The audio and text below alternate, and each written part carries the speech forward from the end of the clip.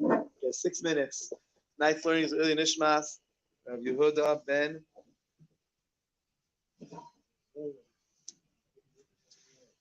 Raya, whose yard site is today. Neshama should have an aliyah. Today in Jewish history. So today, first of all, is the day after Yom Tov. It's called Isra Chag, and today we don't say Tachanun anyway. So the 12th. The reason why we don't say Tachanun all the way to the 12th of Sivan is because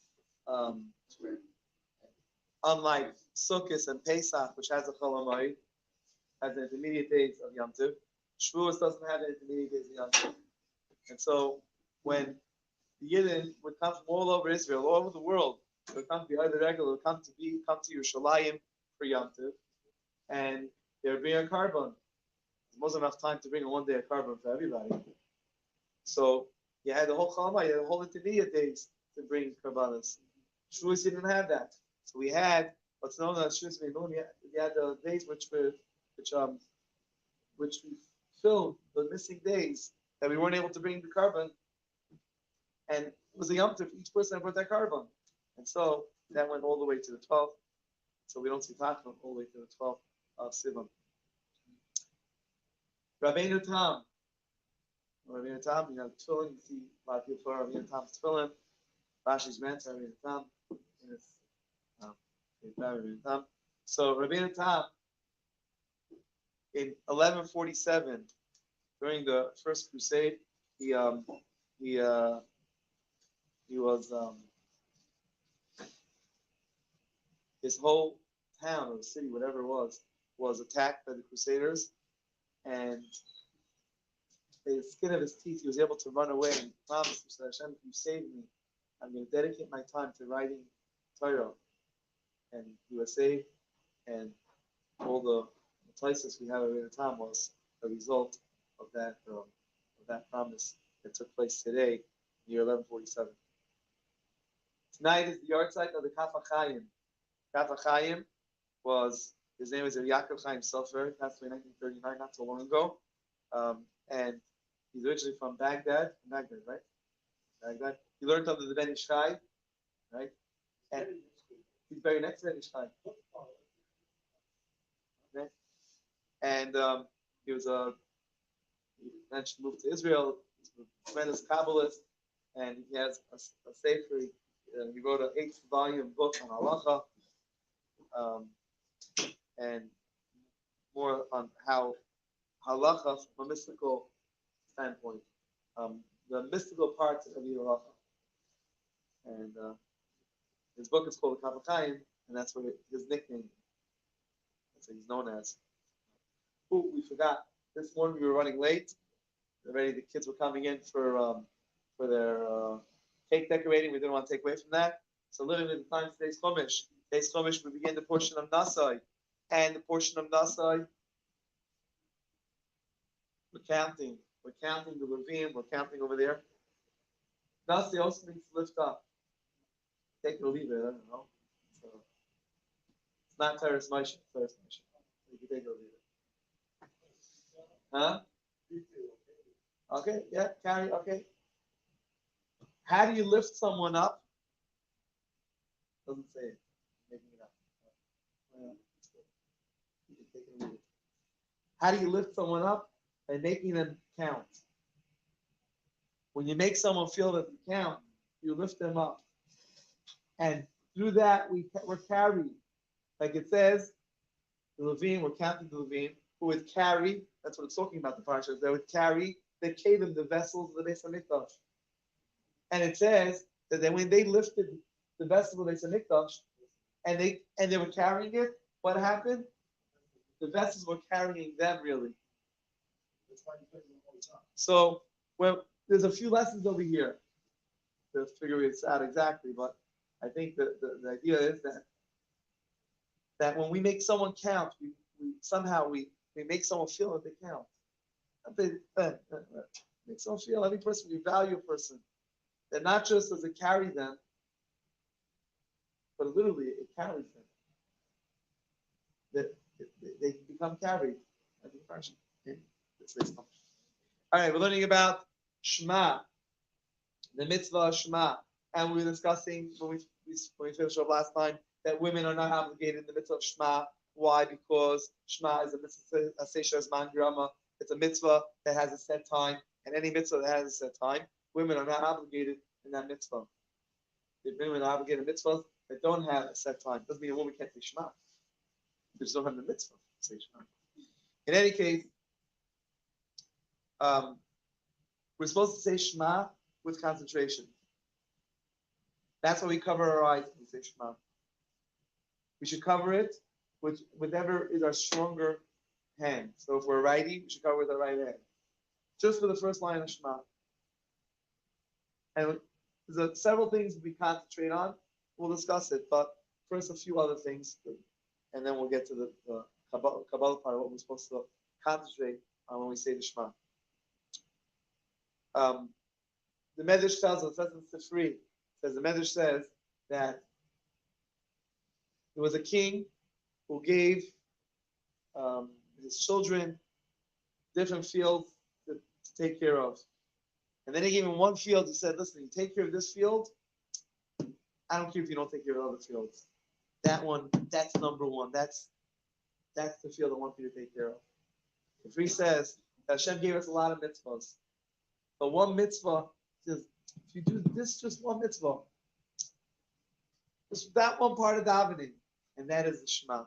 You say the Shema, the Free says that it's that field that's all encompassing. More than that, it says that where it says it. Rabbeinu Bechaya says that the whole Gan Eden was created just for people of Shema. We know the story of Yaakov Avinu. Yaakov Avinu, Jacob, he comes down from Mitzrayim. He hasn't seen his son Yosef in, 22 years? Thought his son was torn apart by an animal. Now he finds out Yosef was alive. He's so excited to see Yosef.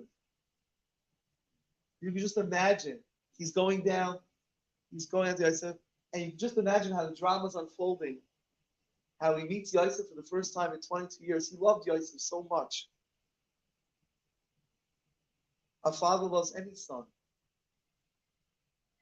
But although a father loves any son, the Torah tells us that there was this extra special love that Yaakov had for Yosef. So you just imagine now, the hug was always extra special. Now, after 22 years, you can imagine what that hug must be like. And he's about to give that hug. He's meaning a night. You can feel it in the ear.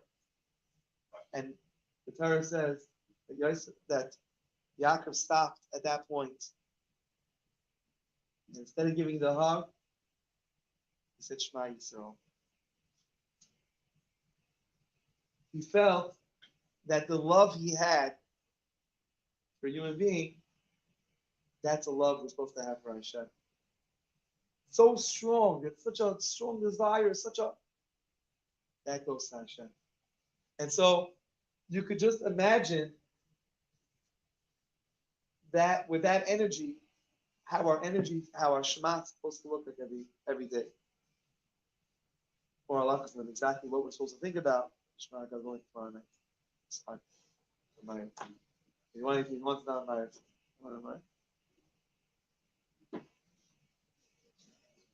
Shalom Lev, I think you would just voted in.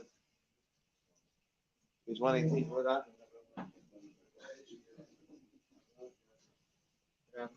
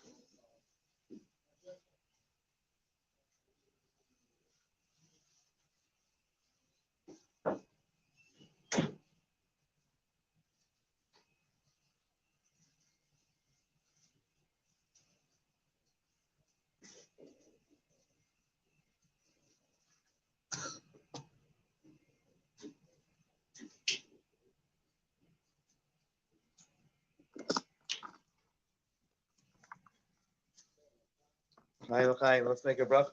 You want to share a few words about your father?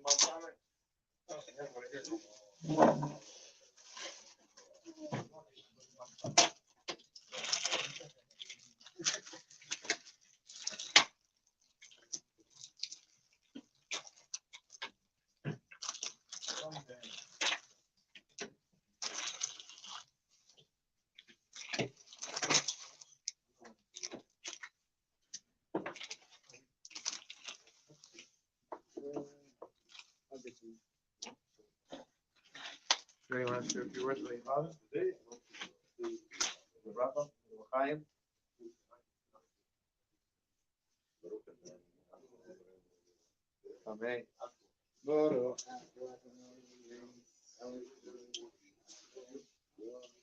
Amen. Amen. So, custom to have a piece of saturated fat after Yom Tov. Yeah. One of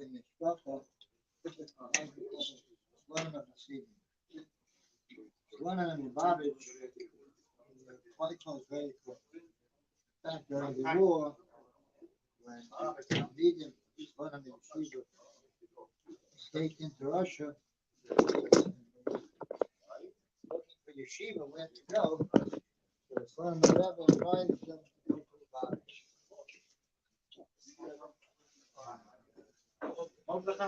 In fact, in Crown Heights, we had the previous Rebbe came to America. They bought a building. It was a Democratic club, and one of the Melamdim there was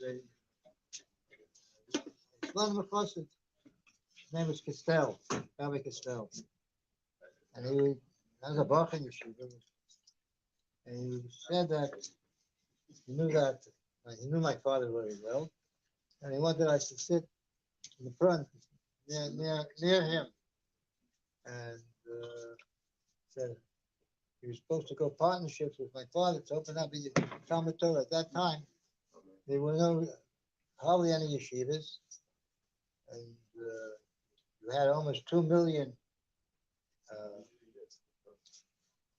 called Platim refugees that came after World War One into the United States, and they all spoke Yiddish, but from them, from their children, very little that was left. Why? Because they didn't have a yeshiva. You can't. A Jew can't exist without a yeshiva, without a place where to learn Torah. How do we know this? We know this from Yaakov Avinu. When Yaakov went to Mitzrayim, what did he do? In order that they should be able to go through the Golus, and they should be able to get out of the Golus and be redeemed from Mitzrayim. As Yehuda Sholach, he sent Yehuda. He sent the Shliach. One of Goshen to Goshen. In Goshen, there they set up the Rashi says a Beis Horah, a place where to learn Torah. So my father wanted very much that I should learn in yeshiva Yiras Shamayim. What age? They had a yeshiva there, Brighton Yeshiva, where we lived, Brighton Beach. And there was a chassid that, like today, people go to all different places. Some go to Eretz Yisrael for the summer, others come. At that time, there was no such thing as going away. You just go to the mountains, or they would go to Coney Island, to Brighton Beach, to Rockaway, and they would have blocks of it's called bungalows. And that's where you spent a few months. In Coney Island, where we lived, there was a chassid from the Frierdiker Rebbe. His name was Mendel Kunin. And he died in the same shul where my father died. And he complained to him. And he told him he's looking for you. He's not happy. He's not satisfied with the yeshiva I'm going. He's looking for yeshiva with Yiras Shamayim. He told him he has the place. Where's the place? Veteran Dean, that the Frierdiker Rebbe bought a building. And they have the Yiras Shamayim teachers, Melamdim, and he was very well known. Tuning, his grandson is in California. He built up the whole Lubavitch, the Shliach in Los Angeles and throughout the state of California. So he said to him, confided in him that he's looking for a place for a year Shemayim. And he knew what he was looking for because he was a Talmud in the Slonim Yeshiva in Europe, Bialystok. In the middle of the summer, Rabbi Mendel took me on a train, Brighton Beach 2 train. We stopped off at top Prospect Park, and Prospect Park we took a shuttle to Dean Street, walked down a big, long block, and there was a horse, steel statue of Grant there. And that's what they bought. Here's what they bought. Went up to the second floor, and before I knew it, I was in the Lubavitch Yeshiva. So that's where he remained. The Mendel himself, he came early to the United States. He was from Europe, and he was quite successful in endeavors. And he supported the Lubavitch Yeshiva and gave money for the Meisters. So, and that was the story. It went through from before he bar mitzvah. It was 2 years. Well, previous Lubavitch Rebbe was the Nasi before he was yard side, and I through him, through my father, I'm very grateful. They brought me into Lubavitch Yeshiva. Time. So I have another. I used to go to Yeshiva, Dean Street. Seen in New York. Bedford. Lee Avenue. Yeah. Bedford. Down there. Bedford. We had to walk a block. And one time we had this huge truck driver, do Yiddish. He's one of them, Elfshan, Russian, you know. I saw him. 5 minutes. So That is my point. Showing up to get to make it. Younger day.